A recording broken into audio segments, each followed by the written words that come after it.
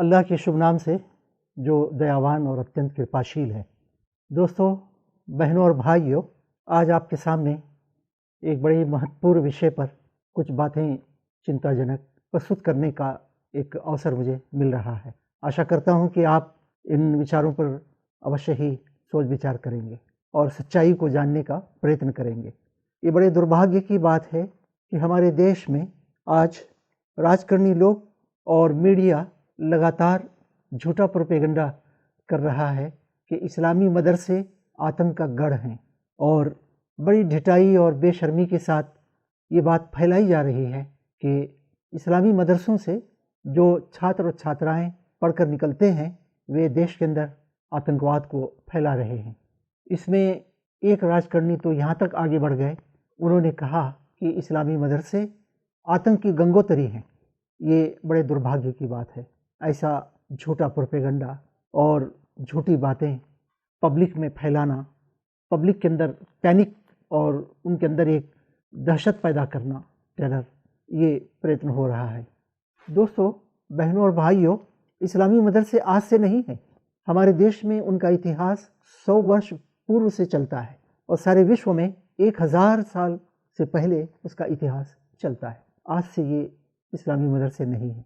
पूरे देश में मदरसे पाए जाते हैं, परंतु आप देखिए मुसलमानों का जो बेटे बेटियां या लड़के लड़कियां वहाँ पढ़ते हैं वो 3% मात्र हैं, 3%, उससे अधिक नहीं है। अब इसके बाद हम सच्चाई को ज़रा सामने लाएं। मदरसों में क्या होता है? मदरसों में एक सिलेबस होता है। उस सिलेबस में कुरान की शिक्षा, प्रॉफिट मोहम्मद सल्लल्लाहु अलैहि वसल्लम की जीवनी और उनकी शिक्षाएं, और एक अच्छे देश के नागरिक और समाज के सेवा करने वाले, सबके साथ प्रेम से रहने वाले एक कैरेक्टर को बनाने का प्रयत्न होता है। वहाँ कुरान सिखाया जाता है, प्रॉफिट मोहम्मद की जीवनी सिखाई जाती है। भाषा अरबी भी है।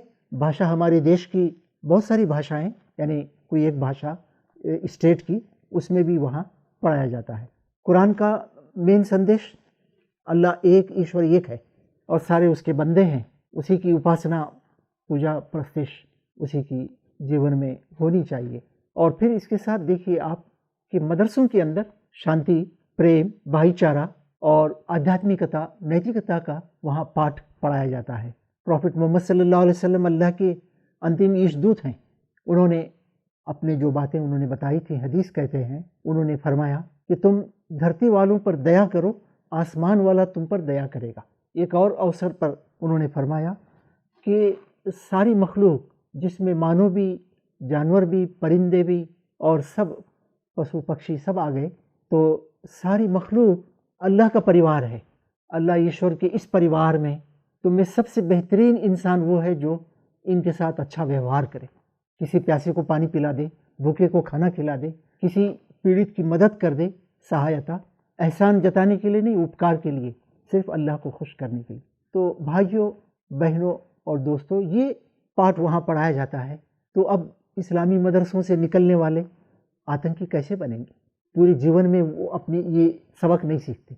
परंतु आप देखिए आज धर्म, भाषा, जात पात को लेकर समाज के अंदर जो द्वेष, घृणा लोग फैला रहे हैं, वे इस्लामी मदरसों के पढ़े हुए छात्र नहीं हैं। इसी प्रकार से बेकसूर लोगों की हत्या करने वाले, मॉब लिंचिंग करने वाले, और आप देख रहे हैं कि बलात्कार करके महिलाओं की ज़बान काटने वाले, उनको ज़िंदा जलाने वाले, वे किसी इस्लामी मदरसे के पढ़े हुए छात्र नहीं हैं। देश के अंदर उल्फा है, नक्सलाइट है, और इसी प्रकार से देश के अंदर बोडोलैंड की आज़ादी के लिए भी आंदोलन चलता रहा। उसमें बहुत सारा गंभीर परिस्थिति बनती रही, परंतु ये सब करने वाले इस्लामी मदरसे से पढ़कर निकले हुए छात्र नहीं हैं। इसी प्रकार से आप सोचेंगे, हमारे देश की संपत्ति को लेकर भाग जाने वाले, विदेश में जाकर ऐश करने वाले किसी इस्लामी मदरसे से पढ़कर निकले हुए छात्र वो नहीं हैं। महाराष्ट्र के पालगढ़ में 3 साधुओं को, जो धर्म के गुरु आदरणीय हैं, उनको जिंदा जलाया गया, उनको मारपीट कर उनकी हत्या की गई। और राजस्थान में हम देखते हैं कि एक साधु जो आदरणीय हैं, धर्मगुरु हैं, उनको जिंदा जलाया गया। क्या ये सब करने वाले किसी इस्लामी मदरसे के पढ़े हुए छात्र हैं? नहीं, ये किसी इस्लामी मदरसे के पढ़े हुए छात्र नहीं हैं। तो स्पष्ट है कि देश के अंदर आतंक जो हो रहा है वे करने वाले इस्लामी मदरसे के छात्र नहीं हैं। एक वास्तव में एक हकीकत को हमें सामने रखना चाहिए, वो ये है कि देश के अंदर जो असल समस्याएं हैं, जीवन की ज्वलंत समाज की समस्याओं को समाधान निकालने और इसकी चर्चा करने और इसके समाधान के बारे में सलाह मशवरा करने का कोई काम नहीं हो रहा है। असल इश्यूज़ को पीछे रखकर झूठे प्रोपेगंडे के द्वारा नॉन इश्यू को इशू बनाया जा रहा है। इसी प्रकार से लव जिहाद भी है, हम करीब में भी इस पर लव जिहाद पर बताएंगे आपको कुछ विचार।